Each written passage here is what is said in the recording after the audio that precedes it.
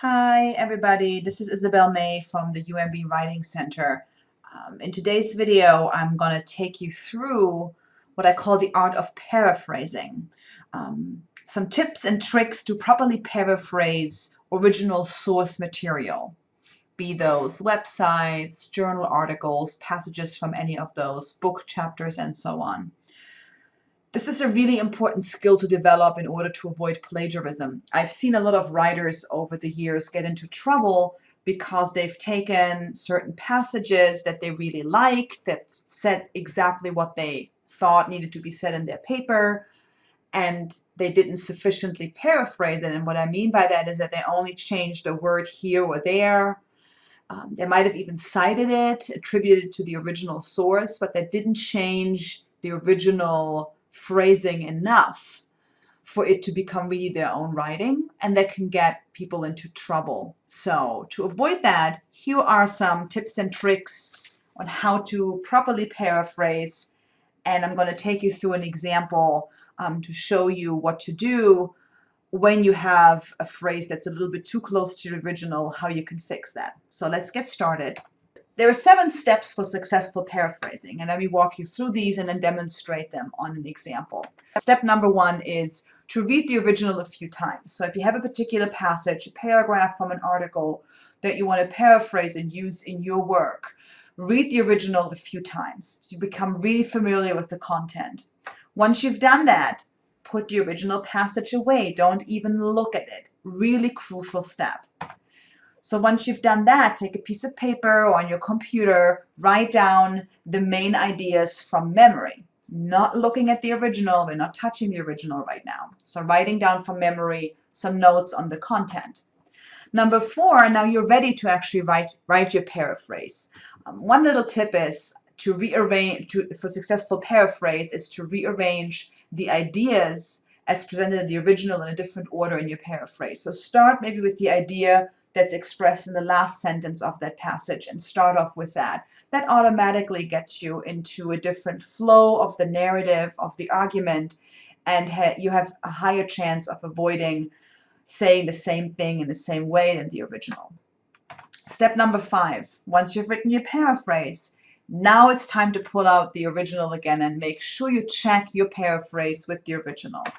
If you're noticing, and this is step number 6, if you're noticing any phrases that are identical to the phrases from the original, either rephrase them or put quotation marks around them. It's not enough to just cite. You have to also put quotation marks around any phrasing that comes from the original source.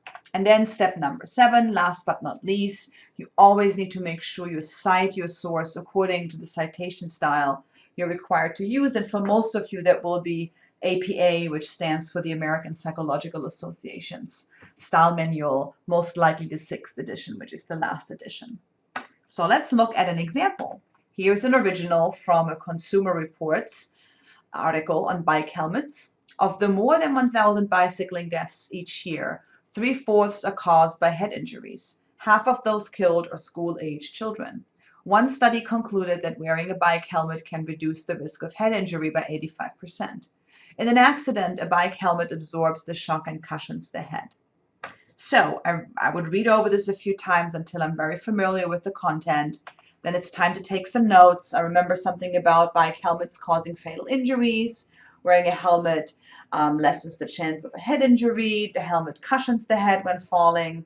Of all of these deaths caused by bike accident, about 75% happening to children, and then half of those happen because of head injuries, and half of those deaths are children. So those are some of the main ideas I remembered from reading my original. I'm still putting it aside. Here's my attempt for my paraphrase. Bike helmets can help reduce potentially fatal biking accidents. 3/4 of biking accidents are caused by head injuries, of which 50% involve children. A helmet protects the head of a cyclist during an accident by reducing the impact on the head. Based on one study, the injury rate goes down dramatically, namely 85%, when riders wear helmets. So let me compare this to the original. So I'm looking at the first sentence. There's nothing really in the original, which is on the bottom here, that looks familiar or the same. I look at the second sentence. 3/4 of biking accidents are caused by head injuries. And this is where I am noticing 3/4 are caused by head injuries. So that sentence is almost verbatim from the original. I've added the little phrase of biking accidents in my paraphrase, but the original sentence is 3/4 are caused by head injuries. So now I have two options here. I can either rephrase it further, or I use direct quotations. Before we go to either doing one or the other crucial thing that's missing here in my paraphrase is the citation. I have to put the citation, the in-text citation, in my paraphrase. So let me look at the rephrasing here. So I'm going the route of quoting. So I put quotation marks around 3/4 of biking accidents are caused by head injuries, of which 50% involve children. So I continue my sentence there. At the end of the sentence, I will start my citation. I don't have an author here, so I'm going to use the title, Bike Helmets, 1990, very important here, page 348. Since I am using a direct quote, I have to put the page number in here. Two things to point out. You notice those square brackets around of biking accidents? That's because the phrase of biking accidents was added by me in my quotation to make it flow better with my previous sentence where I mentioned the term biking accidents. But it's not in the original, so if I want to keep this as the original phrasing to indicate to my reader that I'm adding something here, I'm using the square brackets to indicate. Okay, that's number one. The other thing I want to point out to you is that look at where the parenthetical citation is located. I didn't put it right after the quote. I put it at the end of the sentence. This sentence starts off with a direct quotation but ends in my own writing. And the citation for the source from where I'm taking this quotation needs to always come at the end of the sentence, no matter where the direct quotation is.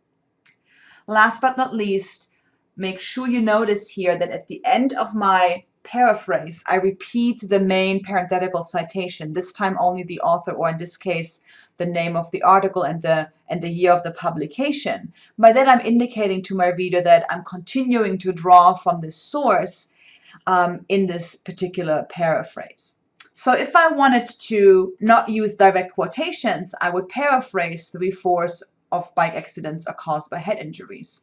So the way I did that, in the second sentence you see on the top, I'm saying head injuries accounted for 75% of biking accidents with deadly outcomes, of which 50% involve children. It's a little longer, a little wordier. I've changed 3/4 to 75%.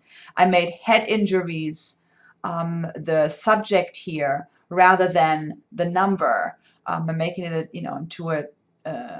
into a slightly differently structured sentence. And here I also changed my in-text citations a little bit. I actually added the first in-text citation after my first sentence, indicating to my reader, here I'm starting off with a direct citation. And then again, at the end of the paraphrase, I again repeat the citation just to make sure that my reader understands, hey, I'm citing from this particular source. So whatever you do with the original, you paraphrase or all of it or just parts, using quotations, make sure you always cite the original source. Most issues of plagiarism I find happen because of two things: not sufficiently paraphrased, like we've seen here, and not cited, and sometimes a combination of both, which is deadly. So again, paraphrase as much as possible. If you're quoting directly, integrate it just like we did here. Integrate the quote into your sentence structure, and then make sure you cite the original source.